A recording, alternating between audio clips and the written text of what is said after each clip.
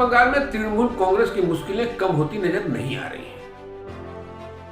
अब एक बार फिर पार्टी की सांसद शताब्दी राय बगावत की राह पर नजर आ रही हैं। हालांकि उन्होंने अभी पार्टी छोड़ने का ऐलान नहीं किया है, लेकिन उनके तेवर से लग रहा है कि वह अब पार्टी में ज्यादा दिन नहीं रहेंगे। अपने राजनीतिक भविष्य का ऐलान वह कल शनिवार को 2 बजे कर सकती है। शताब्दी राय जो कुछ भी कर रही है वह एक तरह से पार्टी को आगाह करना चाह रही है। उन्होंने यह भी कहा कि कोई इस मुगालते में न रहे कि उन्हें किसी पार्टी ने बनाया है। तृणमूल कांग्रेस की वजह से वह नहीं है, बल्कि शताब्दी राय जब राजनीति में आई थी तो वह उसके पहले एक स्टार थी। शताब्दी राय ने आज यह भी कहा कि वह शनिवार को केंद्रीय गृह मंत्री अमित शाह से मिल सकती हैं। हालांकि उन्होंने यह कहा कि एक सांसद होने के नाते देश के गृह मंत्री से मिलना कोई असामान्य बात नहीं है, लेकिन शताब्दी राय यह बात भले कहें कि गृह मंत्री से मिलना असामान्य बात नहीं है, लेकिन चुनावी साल में जब कई नेता तृणमूल कांग्रेस छोड़कर भाजपा की तरफ जा रहे हैं, ऐसे में शताब्दी राय का शनिवार को गृह मंत्री से मिलना कोई सामान्य बात भी नहीं कही जा सकती है। हालांकि शताब्दी राय स्वयं यह कर रही हैं कि उनकी केंद्रीय गृह मंत्री अमित शाह से मुलाकात को राजनीति के चश्मे से न देखा जाए। वह एक सांसद हैं और केंद्र के किसी भी मंत्री से मिल सकती हैं। दरअसल शताब्दी राय को सबसे ज्यादा परेशानी अपने ही संसदीय क्षेत्र वीरभूमि से। पार्टी सूत्र बताते हैं कि टीएमसी के वीरभूमि के अध्यक्ष अनुव्रत मंडल से भी उनकी नहीं बनती है। शताब्दी राय ने यह कहा कि उनसे लोग पूछते हैं कि वह पार्टी के कार्यक्रमों में शामिल नहीं होती हैं।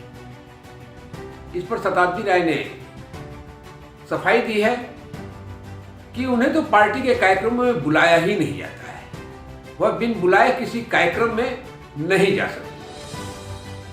उन्होंने इशारे में यह भी कहा कि पार्टी के एक नेता ने मना किया है संगठन में कि शताब्दी राय को कार्यक्रम में न बुलाया जाए। माना जा रहा है कि उनका यह इशारा वीरभूमि के तृणमूल प्रमुख अनुव्रत मंडल पर है। शताब्दी राय ने कहा कि यह उनकी असमर्थता नहीं है कि वह पार्टी के किसी कार्यक्रम में भाग नहीं लेती है, लेकिन जब उन्हें कार्यक्रम में आने की इजाजत ही नहीं दी जाती है, उन्हें कार्यक्रम में आने के लिए बुलाया ही नहीं जाता है, तो वह एक सांसद के रूप में कैसे किसी कार्यक्रम में बिना बुलाए पहुंच सकती है। शताब्दी राय ने कहा कि जब वह 2009 में पहली बार सांसद बनी तो लोगों ने कहा कि यह तो स्टार है, यह नेता बनी नहीं सकती है, लेकिन मैंने अपने कार्य से यह साबित किया है कि मैं एक बेहतर नेत्री हूँ। उन्होंने कहा कि मैंने अपने परिवार से ज्यादा समय पार्टी और क्षेत्र को दिया है।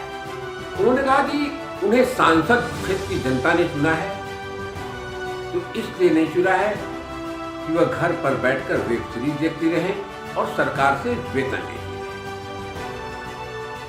शताब्दी राय को इस बात का भी दुख है कि जिले में पार्टी के कार्यक्रमों में उन्हें आमंत्रित नहीं किया जाता है। उन्होंने कहा कि ममता बनर्जी ने उन्हें पार्टी में आने का न्योता दिया था, इसलिए वह राजनीति में आई, लेकिन इसका मतलब यह नहीं है कि वह जो कुछ भी है वह पार्टी की वजह से है।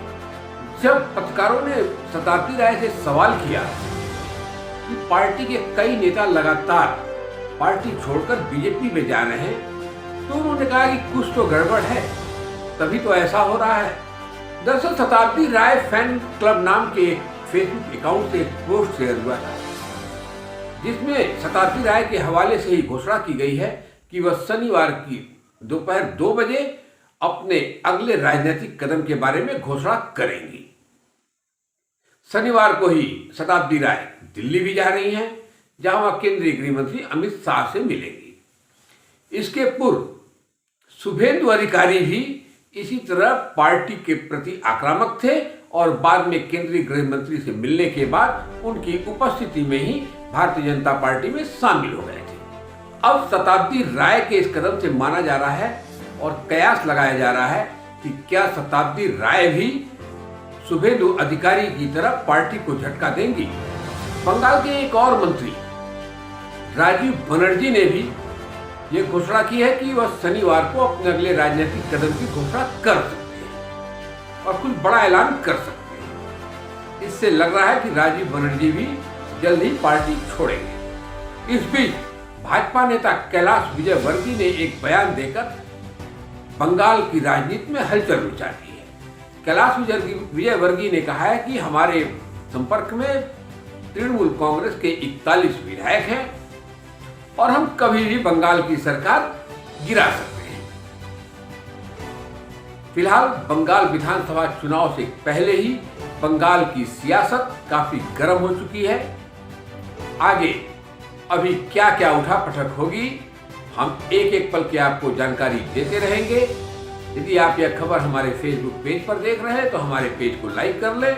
यदि यह खबर आप यूट्यूब पर देख रहे हैं तो हमारे चैनल को सब्सक्राइब कर लें। धन्यवाद।